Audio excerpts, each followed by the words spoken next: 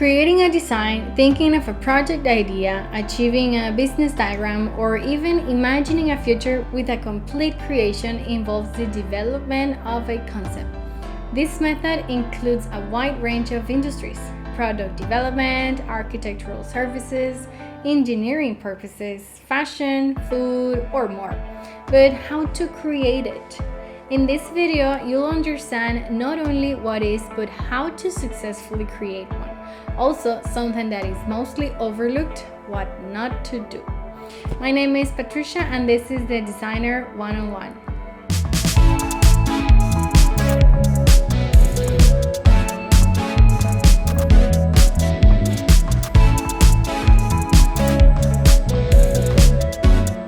First, let's understand what a concept is.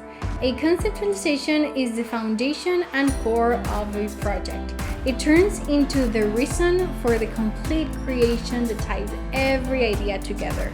You could choose to skip this first step when designing, but a design without a concept does not engage as easily. Instead, with a base idea, the creation flows like a river. The concept, for example, is a futuristic home office.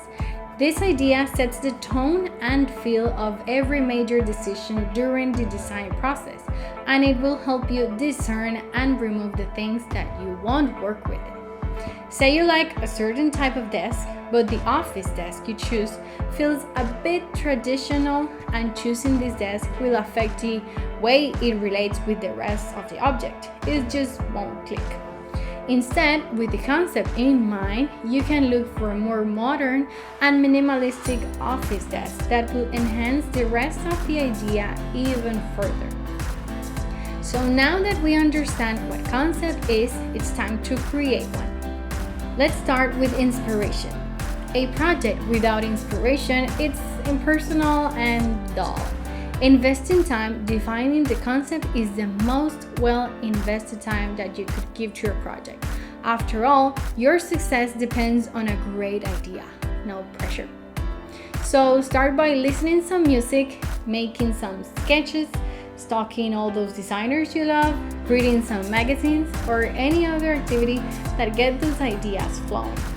Sometimes it takes longer than expected, but as long as you're satisfied with what you achieve, you can take your valuable time as stated. Don't bang your head against the wall. I know the frustration is real. Instead, let it flow. It will come. Think of it as an amazing journey about to be discovered, and you just have to dig deeper to find that treasure. Next is research. Don't get me wrong, originality is very important. Spending time viewing other people's projects may help you get an idea of the latest trends and materials.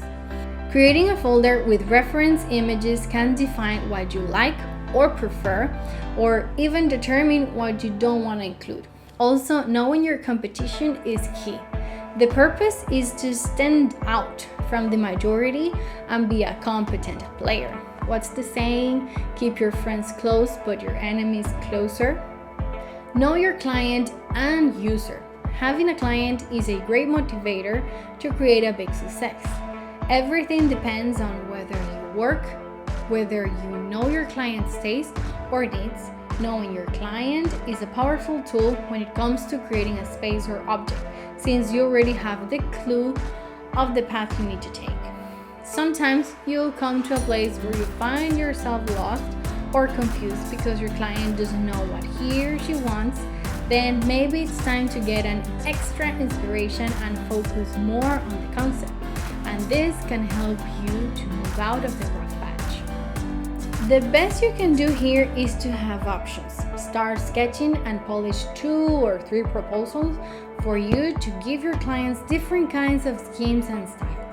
Best scenario, you'll end up understanding where your client wants to be driven, and worse, keep on developing a compelling concept.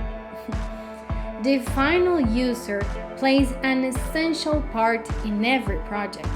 After all, they are the ones that are going to be using the space, and if it doesn't cover their needs, it could be a lot harder for the client to cover them. Start by being in their shoes and consider yourself one of the users. For example, if you're designing a cafeteria, try to experience more and go to a considerable amount of existing cafeterias, but also be critical.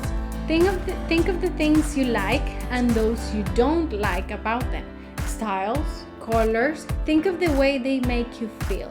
Secure, warm, maybe impressed, or nothing at all. Examine the way they work, how the circulation of people works. This takes us to our next item to consider. It's all about the experience.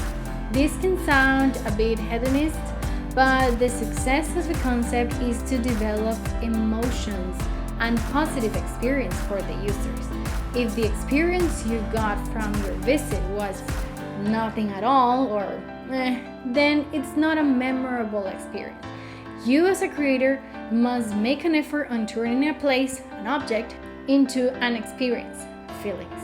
We as sentient and influential beings can get carried away and unconsciously prefer to shop, eat, or be in one place over another. Let's talk about the do's and don'ts. Part of understanding what a concept is, let's understand what it isn't. This is a basic list of the don'ts you need to stay away from. So, for example, don't make it obvious or too little. For example, if it is a coffee shop, avoid filling it with coffee grains. That's just tacky. Concept is not only colors. They involve textures, patterns, volumes, even light, everything that may or could enhance the concept idea. Don't do copy-paste. Don't repeat. Reinterpret. Develop a negative experience or feelings. Too much colors may induce an anxious space, and one color makes it boring. A concept is not a shape or a person or a character. Sounds too obvious, but it just must be said. For example, if you're designing a child's bedroom, the concept cannot be Barney, for instance. The whole room will resemble a dinosaur shape, and this is just lazy. Now, part of the things that a concept can definitely be, a concept might be an idea, for an instance, the freedom. It is not a simple thing to convey, but it can be so much fun to play with. A concept can be a feeling or a mixture of this, let's say a relaxing place.